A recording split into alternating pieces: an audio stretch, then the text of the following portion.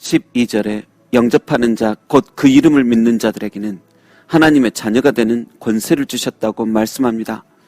우린 이 구절을 보면서 내가 영접하길 잘했다. 나의 선택이 탁월했구나. 때로는 우리 집안 전체가 신실한 기독교 가문이라서 나도 어쩔 수 없이 모태에서부터 지금까지 예수님을 영접할 수밖에 없었다며 우리가 예수님을 영접한 이유를 나의 선택이나 부모님의 선택으로만 생각하기 쉽습니다. 그러나 요한복음 1장 13절에는 또 이렇게 말씀하십니다. 이는 혈통으로나 육정으로나 사람의 뜻으로 나지 아니하고 오직 하나님께로부터 난 자들이니라. 우리가 예수님을 영접한 것이 나의 선택이고 부모님 탓인 것 같지만 알고 보면 혈통도 육정도 아닌 오직 하나님의 뜻인 것입니다. 여러분, 내가 선택한 게 아니라 하나님께서 선택하신 것입니다. 혈통적인 부모님의 영향보다 하나님 아버지의 영향을 크게 받은 것입니다. 내가 여러 신들 중 하나님을 지명한 것이 아니라 이사야의 말씀처럼 내가 너를 지명하여 부르나니 너는 내 것이라. 주님이 먼저 우리를 지명하신 것입니다. 요한일서 4장 19절에 보면 우리가 사랑함은 그가 먼저 우리를 사랑하셨음이라 하셨듯이 내가 먼저 주님을 선택하고 사랑한 것이 아닌 그가 먼저 우리를 선택하시고 사랑하신 것입니다. 여러분, 그래서 내 믿음이 아닌 주님 주신 믿음 안에서 살아가야 합니다. 내 믿음은 내 생각과 감정에 따라 하루에도 몇 번씩 변질될 수 있습니다. 내 믿음만 바라보면 어떤 날은 지금 당장 천국에 갈 만한 아름다운 영혼인 것 같기도 하고 또 어떤 날은 이런 엉망이나 지옥의 불 속에서 그냥 던져져 버리워질 것 같은 불완전한 존재로 보일 뿐입니다.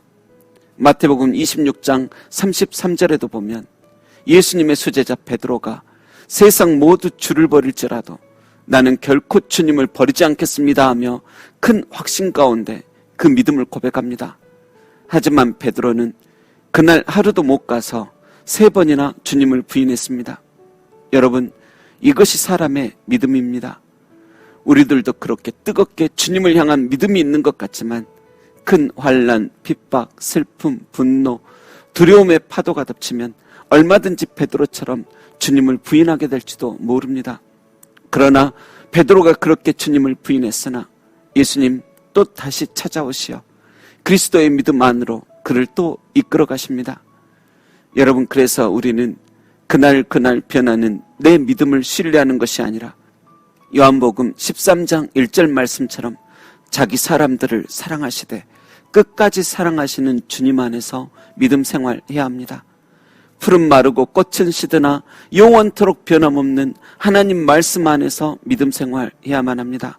무엇보다 잊지 말 것은 오늘 본문 말씀처럼 내가 주님을 선택한 것 같지만 하나님께서 날 선택하셨고 나는 오직 하나님께로부터 난 자임을 깨달으셔야만 합니다.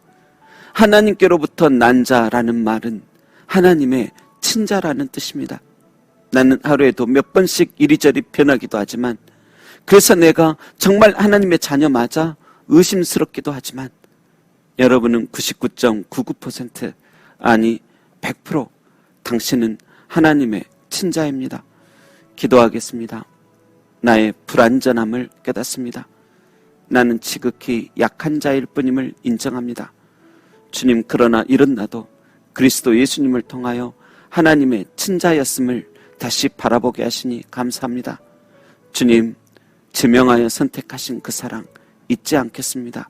감사드리며 난 여전히 하나님의 자녀임을 알려주시고 참 믿음 가운데 이끌어 가시는 예수님의 이름으로 기도합니다. 아멘.